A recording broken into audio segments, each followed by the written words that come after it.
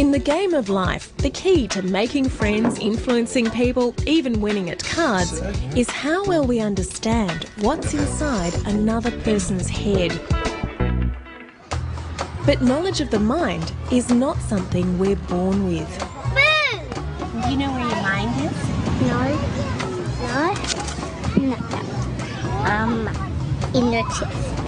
Do you know what your mind is for? For you to be kind. Ooh, very tricky. So how do kids become expert mind readers? In finding out, 2 Brisbane psychologists have discovered how you as a parent can accelerate your child's development and deal them one of life's winning hands. It's all to do with what experts call theory of mind, an awareness that other people have different thoughts and minds to you.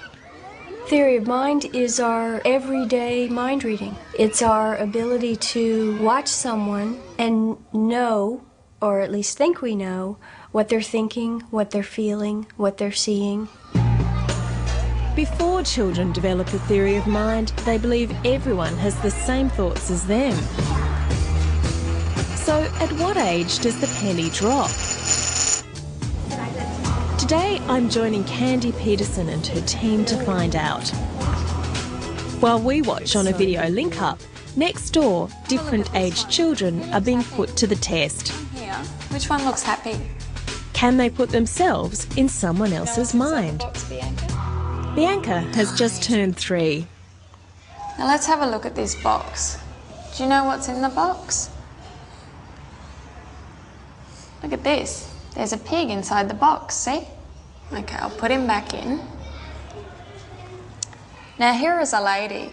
She hasn't seen inside the box before. Now she knows there's a pig inside, will Bianca be able to see the box from the lady's point of view? Does the lady know what's inside the box? She does? She doesn't understand that if you haven't seen something, you can't possibly know it. Bianca's too young to know the lady would think differently. She hasn't yet developed a theory of mind.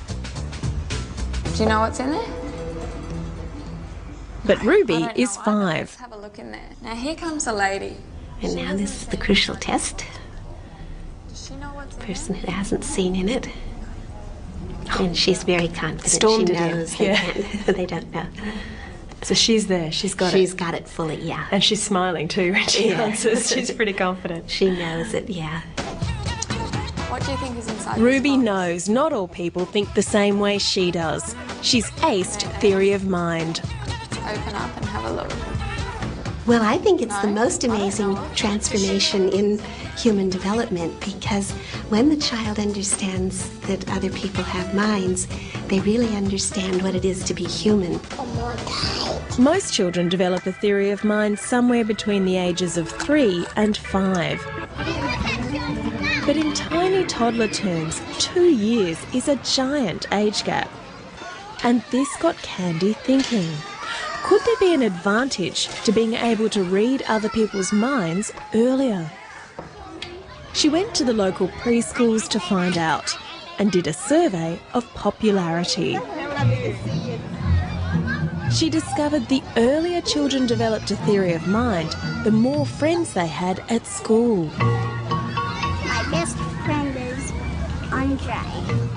Erdem, Seb, Matthew, Megan, and Anna and Gabrielle are my best friends. And children who developed theory of mind later, nearer aged 5, were often less social and sometimes even the victims of bullies.